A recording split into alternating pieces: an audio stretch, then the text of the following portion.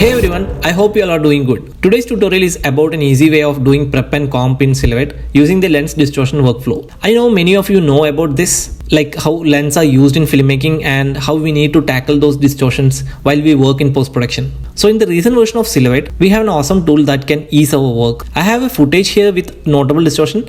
We can see this building is not straight. It is curved and this is because of the lens. Over here you can see it's little less. In screen left, you can see the same kind of distortion. When we do prep, this can cause a lot of trouble. If you look here, we can find this rectangle billboard is curved, and mostly in the middle of the frame, distortion won't be much or will be very less. We will solve this distortion and will create an undistorted plate using a tool. Let's start the tutorial now. Over here inside Warp, we have lens correction node, which is the same kind of lens solver in Mocha. So I'm gonna do some paint over here in this area in the 40th frame. So before that, let's do some roto. Take the Bezier node as I'm comfortable with this. So basically we have to draw straight lines manually, whereas in Mocha there is an automated process.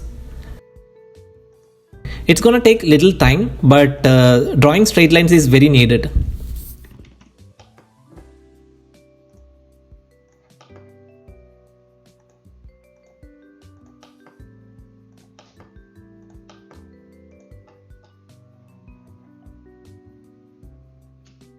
Here we go.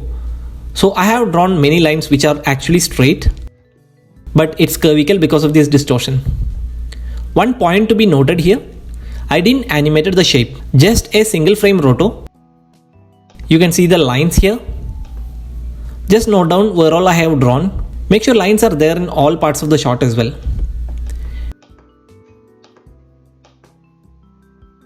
My general advice is to take little time to analyze the shot and then draw the lines. In the properties of lens correction node, there are lots of options similar to Mocha. We have camera model and there are some options which can be handy in different situations. Here I'm selecting two parameters. We have update DOD option and couple of other options for adjustments and filtering, options for distorting and undistorting. Finally, we have the calibrate button. Okay, click on this. Yes, our distortion is removed and we have the undistorted footage here. You can see the difference here.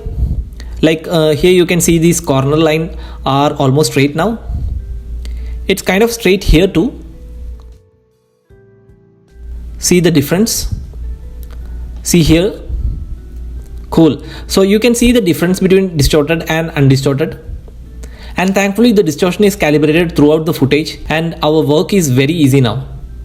But as you can see, we have a lot of data loss in our footage. To fix this, we are going here, click on this ROI, and now we can see the bounding box is extended outside also. Click on this icon. Yeah, now we have the undistorted plate officially. Click here once more to hide this property. Now we are going to keep this as a footage and gonna do all the prep and paint work on this. Arrange this a bit. First of all, we are doing some paint work in this billboard, and for this always having a track support is beneficial. Go to transform tab and take the tracker node, connect that into the lens correction node, and let's find a good frame to track. So I'm going to track this billboard in the last frame, drawing a shape around here to track.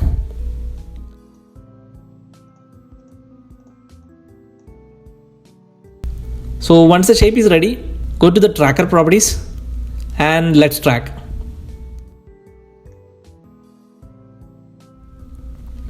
Cool, so we have an awesome track and let's check this in stabilized view. For me, this looks more than perfect.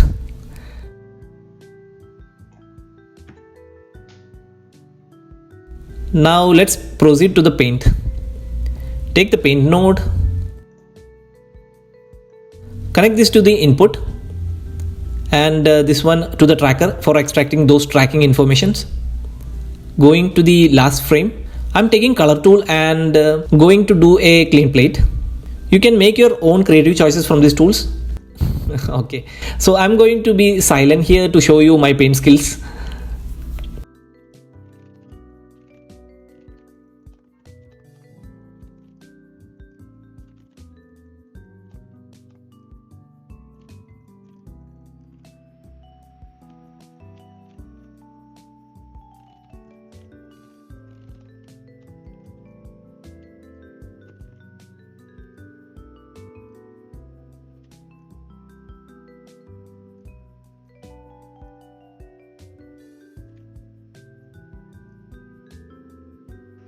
So this looks awesome for me. Check your clean plate in all channels as well. In the auto paint properties, select the whole paint strokes. Here make sure all the strokes are selected. I'm gonna rename the track layer as tracker. Come back to paint properties. Over here, select the tracker layer to extract those tracking informations into the paint strokes. Okay, now you can see the strokes is there only in the last frame. And finally, make sure you selected the match move option. Here we have options to choose the range to be painted and click on this play button. It's that easy. Checking in stabilized version, and wow, it looks good, man. And it's awesome without stabilizing too. With this workflow, it's easy to do prep and paint. You can see the removal is perfect.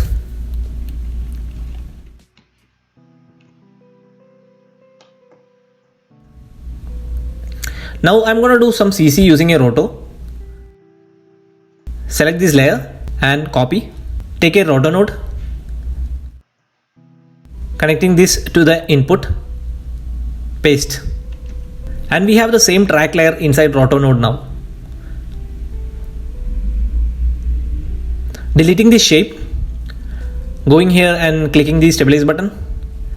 Now let's draw a spline.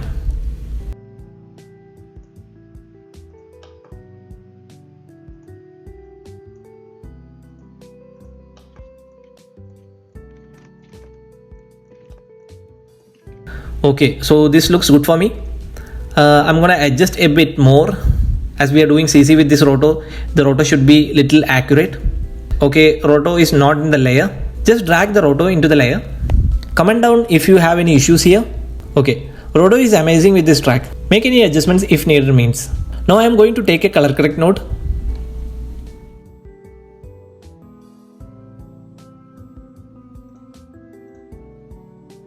Connect this into the paint node, and if we adjust the hue, you can see the whole footage is getting affected. So we need to use the alpha as mask here. Connect this mask pipe into the roto node. In the obey matte properties, okay, wait a minute, we are not seeing anything here, which is kind of weird. Give me a second. I will check what's happening. Let's take swap channel and make it as alpha.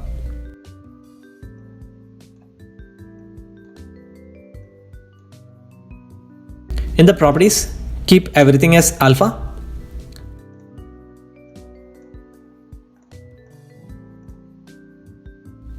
Okay, we can't see the alpha.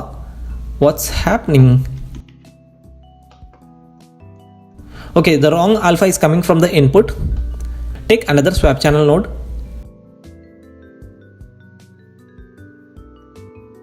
And connect here. Let's arrange a bit.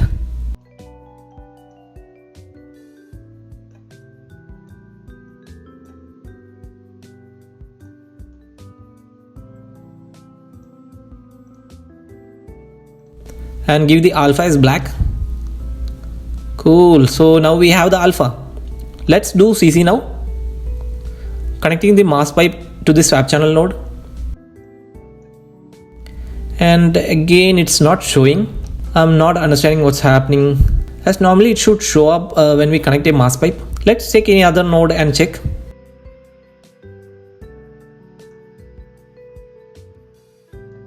Okay, it's not showing up in any other nodes. So I guess this is a bug. Probably I will restart Silhouette. Cool, now we have the obey properties. And obviously it was a bug. Delete this. We don't want this. So now as we connect the mask pipe, we can click on this obey option. And wow, it's masked. And as it's an undistorted footage, no need to worry in edges as the roto is perfect. For me, the result is looking great. I'm gonna do some more CC further to this.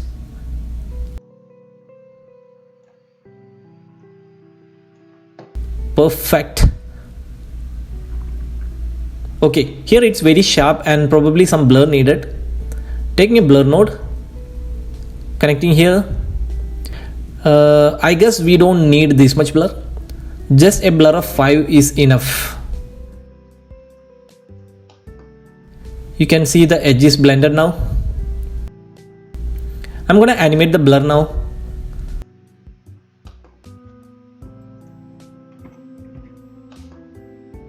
This looks awesome right now. Now we will do some prep work also to show you the positive side of lens distortion workflow. I'm taking a color bars node.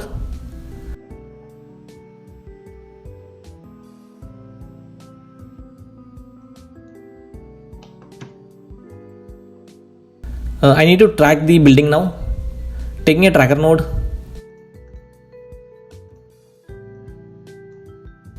Instead of original input, I'm gonna track the undistorted plate.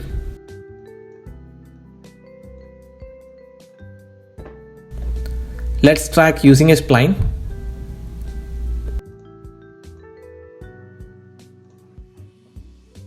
Select the shape and go to the track properties.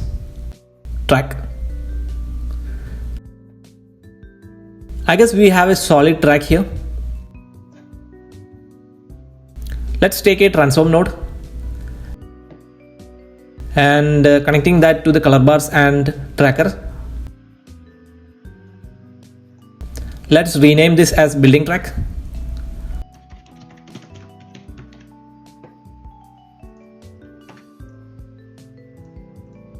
Once the track is ready, go to the transform node properties and select the exact track layer.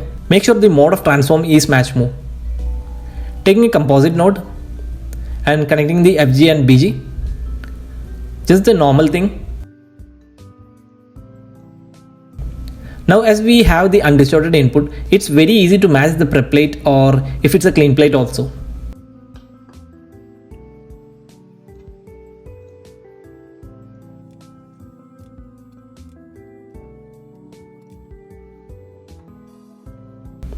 After adjusting the color bar, I hope the track is set. We are going to do a playback now. Wow, that's awesome. And we can see the edge of the building is straight and it's easy to match. You can see the difference here. It's awesome, right? Now we need to bring back the distortion. So for that, copy this node. Okay, copying only the lens data. Connect it to the composite node.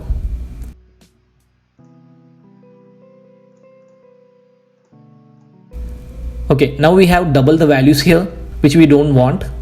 So in the properties, give the correction method as distort.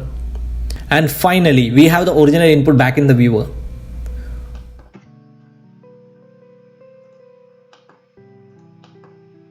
Oh wow, if we check here, you can see the distortion is now applied to the prep as well as the paint. And now as you all know, it's very easy to match the shapes without the distortion using this lens correction node in Silhouette latest version. You can see even the remote task looks awesome, right? Can see the changes here. Let's check this building edge one more time. I would say it's matching perfectly along that curvy edge. I hope this tutorial helped you in some way and it will ease your work now onwards. Now there is one more final step which needs to be done. And if we zoom here, you can see the input is changed completely. Comment down in the video how we can fix this. I will give you a shout out to the first exact answer. If you want to support this channel, click on the join button in YouTube and follow us on other social media for more knowledge. So until next tutorial, it's Manu signing off. Bye bye.